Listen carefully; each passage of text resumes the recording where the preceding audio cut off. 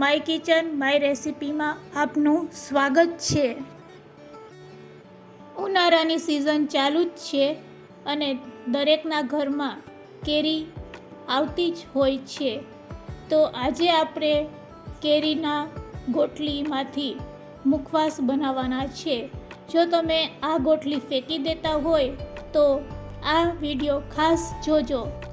ગોટલીમાં vitamin B12 હોય છે જે મુખવાસ તરીકે આપણે લઈ શકીએ છીએ। જો રેસીપી સારી લાગે તો લાઈક અને વધારે ને વધારે શેર કરજો।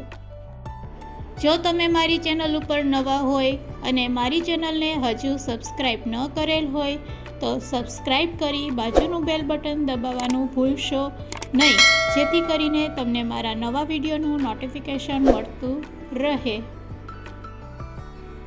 મુખવાસ બનાવવા માટે આપણે કેરીના ગોટલાને 5-6 દિવસ આ રીતે તડકે સૂકવી લેશું। સૂકવેલા આ ગોટલામાંથી આપણે ગોટલી કાઢવાની છે, તો તેના માટે આપણે દસ્તાનો ઉપયોગ કરશું।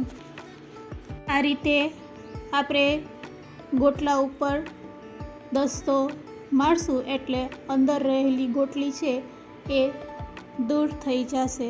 તો બસ આ ગોટલીને આપણે આ રીતે કાઢી લેવાની છે। તો બધા ગોટલામાંથી આપણે ગોટલી કાઢી લેશું। આ રીતે દસ્તો મારતો જવાનો અને હાથેથી ગોટલી છે એ કાઢી લેવાની। સાથે સાથે તેના ઉપરની જે છાલ હોય છે તે પણ આપણે દૂર કરી લેશું। આ રીતે હાથેથી પ્રેસ કરશો એટલે ગોટલીના 2 ફાડા થઈ જશે। તો બસ આ પ્રોસેસથી આપણે બધી ગોટલી છે તે રેડી કરશું। અહીંયા ટોટલ 20 ગોટલામાંથી આપણે આ રીતે 2 ફાડમાં ગોટલીને રેડી કરેલ છે।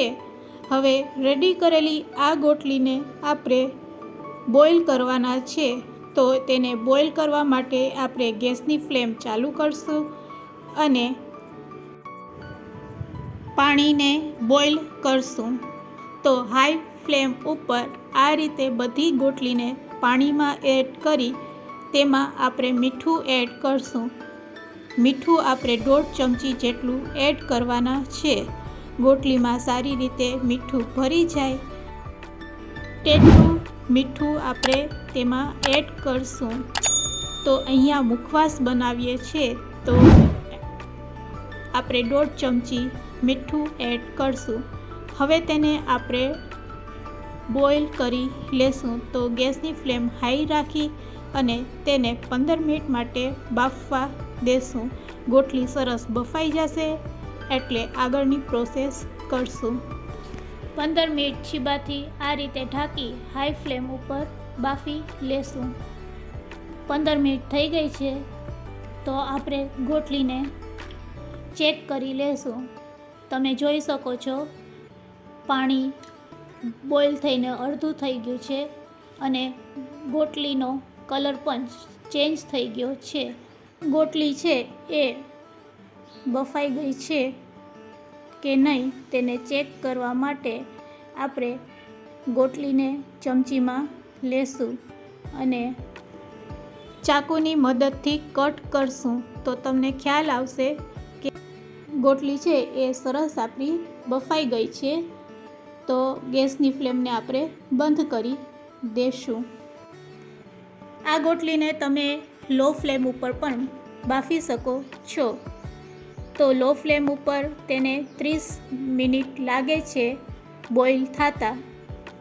કામ હોય તો આ રીતે લો ફ્લેમ ઉપર પણ તમે આ ગોટલીને બાફી શકો છો। બફાયેલી આ ગોટલીને આપણે સ્ટ્રેનરમાં એટલે કે કાણાવાળા વાસણમાં કાઢી લેશું, જેથી કરીને બધું પાણી તેમાંથી દૂર થઈ જાય અને તેને ઠંડી થવા દેશું। ગોટલી આપણી સરસ ઠંડી અને સુકાઈ ગઈ છે તો તેને આ રીતે એક ટ્રેમાં લઈ તેને સોપારીના શેપમાં કટ કરી લેશું. આ રીતે આપણે બધી ગોટલીને કટ કરી લેશું અને સોપારીનો આકાર આપીશું. ના તો આછી ન તો જાડી. તમને નજદીકથી બતાવું છું. બસ આ શેપમાં આપણે હવે બધી ગોટલીને કટ કરી લેશું. કટ કરેલી આ ગોટલીને આપણે ફ્રાય કરવાની છે. તો ગોટલી બધી કટ થઈ જાય એટલે આપણે તેને ફ્રાય કરી લેશું. તો તમે જોઈ શકો છો બધી ગોટલી છે તેના આપણે નાના નાના પીસ કરી લીધા છે. ચાલો તેને ફ્રાય કરશું. તો ફ્રાય કરવા માટે આપણે ગેસની ફ્લેમ ચાલુ કરી તેલને ગરમ કરશું. તમે જોઈ શકો છો ફક્ત 5 ચમચી જેટલું તેલ લઈ અને કટ કરેલી બધી ગોટલીને તેમાં એડ કરી દેશું. અહીંયા આપણે ગેસની ફ્લેમને હાઈ રાખવાની છે. કટ કરેલી આ ગોટલીને આપણે તેલમાં ઉમેર્યા પછી તેને આ રીતે તળવાની છે.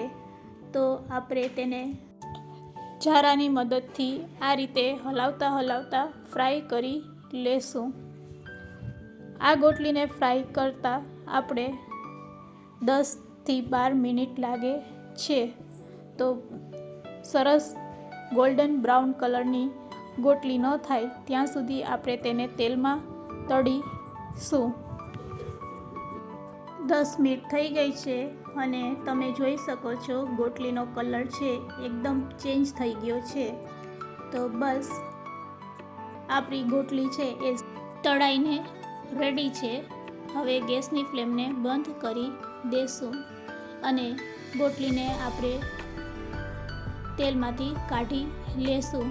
તો આ રીતે ગોટલીને આપણે કાણાવાળા વાસણમાં કાઢી લેશું. રેડી છે આપણો ગોટલીનો મુખવાસ.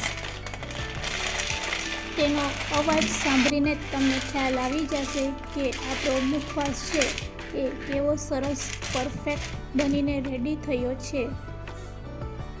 તૈયાર થયેલા આ મુખવાસને આપણે લાંબો સમય માટે સ્ટોર કરવા માટે તેને આપણે એર ટાઈટ કન્ટેનરમાં ભરી દેશું. જ્યારે પણ તમને આ મુખવાસ ખાવાનું મન થાય ત્યારે તમે આ મુખવાસ લઈ શકો છો. જમ્યા પહેલાં અને જમ્યા પછી આ મુખવાસ ખાવાથી પણ લાભ થાય છે. હવે તમે પણ ઘરે એકવાર આ મુખવાસ બનાવીને ટ્રાય કરજો. રેસિપી સારી લાગી હોય તો શેર કરવાનું ભૂલશો નહીં.